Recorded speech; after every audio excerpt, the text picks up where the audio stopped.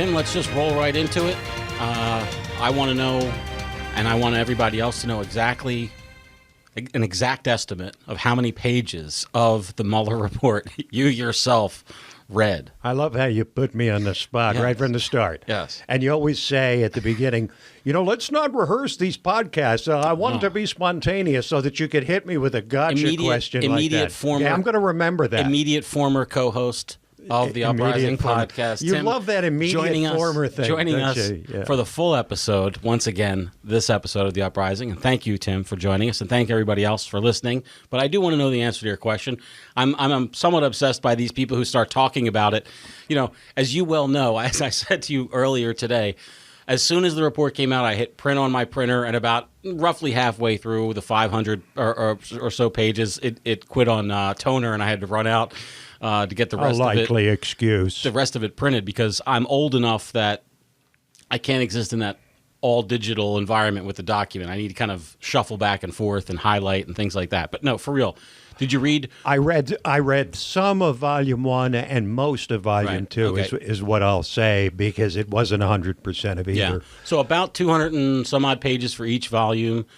Volume 1 was laying out all the evidence against the people who were prosecuted, I would say. And Volume 2 was exclusively about obstruction of justice and the president. I think I read half a dozen pages of Volume 1, maybe a dozen, and at least 100 pages of Volume 2, and maybe significantly more than that. The important ones I read, Tim. Let's just say that.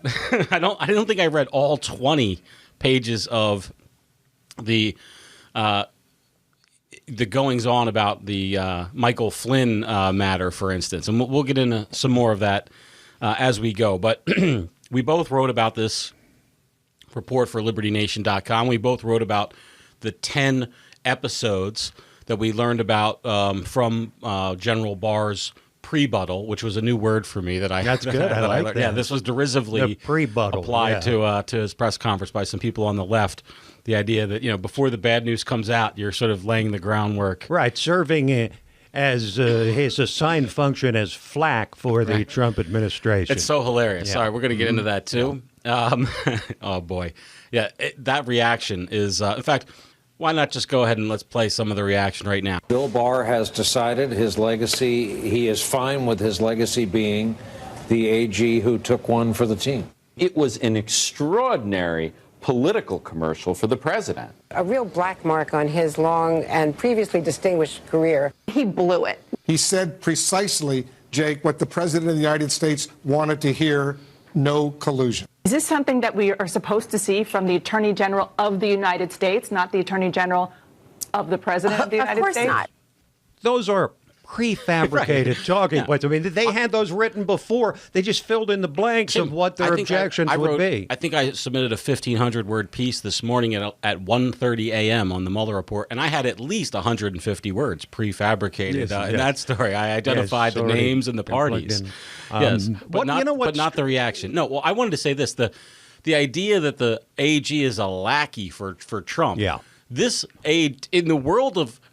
So attorney generals are notoriously criticized for being lackeys for their presidents. In fact, some might argue that's their job, is to dive on a grenade for the president. I would respond to the charge that Barr is a lackey for Donald Trump by saying any more than Eric Holder or Loretta Lynch were for Barack Obama. Yeah, but I would say to you, the idea that, the AGs are protectors of the president, but I just think it's funny the play that this is a particularly egregious, when in fact I think the opposite is true. And I'm not a fan of General Barr necessarily, or even President Trump necessarily, but the idea that this guy is somehow even on remotely in the same league as Eric Holder, Tim, Barack Obama's attorney general, who got famous for basically jumping on a grenade for Bill Clinton. He jumped on the Mark Rich pardon grenade.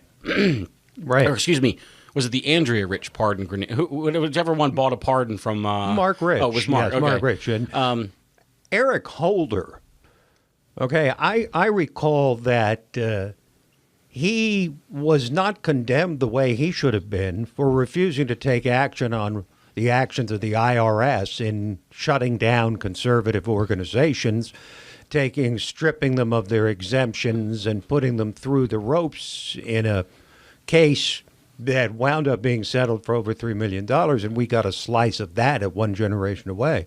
But I don't recall we're the victims. You can't just brush by it, Tim. We're the victim survivors of an attempt by the federal government to frustrate our constitutionally protected rights to express ourselves because of the content of our views. And this, I think, but my point is, you're I'll get off right. My soapbox. Go ahead, make your point. because I think you made yours.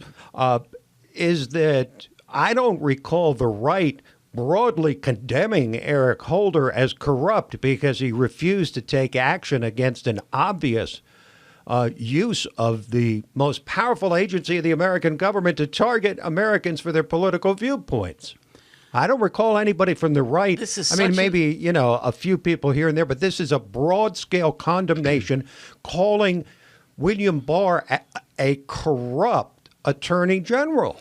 This is what they're calling him, corrupt. Where is the corruption exists in the same place as the Moscow files of Donald Trump's collusion with Russian agents. That's where it exists. Where's the corruption? So let's talk a little bit in earnest about Volume 2 of the report. Volume 2 of the report, I think the big takeaway for me, the first big takeaway for me is Mueller says, I started this job knowing I was not going to make a decision on whether Donald Trump obstructed justice because of a Justice Department guideline from 2000, going all the way back before Eric Holder's Justice Department to Janet Reno's Justice Department. And we have a Assistant Attorney General for Janet Reno who gave her a memo which has the force of sort of like an internal law. We've talked before on the on the podcast a number of times about the Cole memo.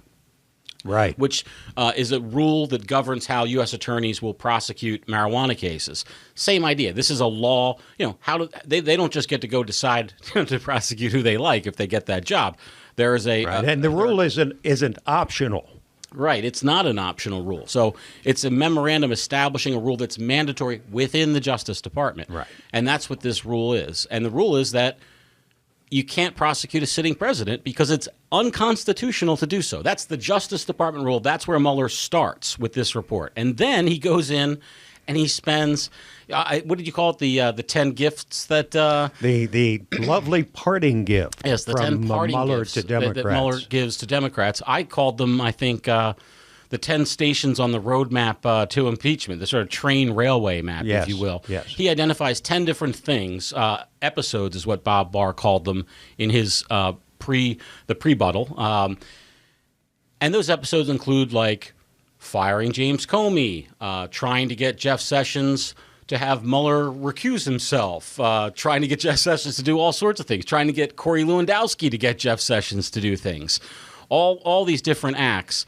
And that's the sort of roadmap that Democrats are hoping, I think, that they can then turn into enough sort of political will for an impeachment case. But there is no obstruction of justice case to be made on any of those points because of what Mueller himself says earlier in the report. He cannot do it.